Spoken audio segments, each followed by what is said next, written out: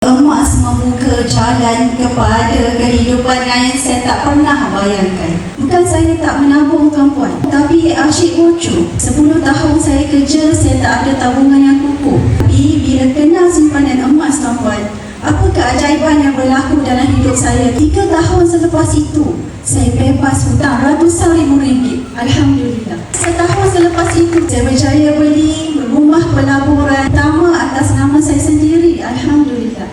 Setahun selepas itu, saya berjaya beli rumah kedua yang sekarang ni kami duduk dengan selesa. Alhamdulillah. Dan tahun 2021, antara titik terendah dalam kehidupan kami tuan-tuan, ayah yang saya sayangi pergi meninggalkan kami. Kerana saya anak sulung tuan-tuan, saya memegang amanah. Saya tukarkan semua duit pusaka arwah abah saya itu ke dalam bentuk hartanah dan emas.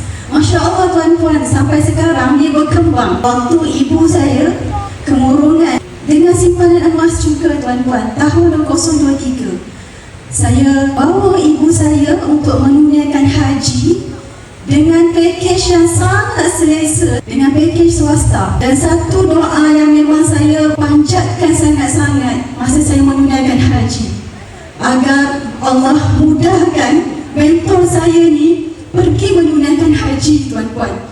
Sebab mentor saya dah ada segala-galanya. Saya hanya boleh balas dengan doa dan kejayaan. Terima kasih tuan-tuan.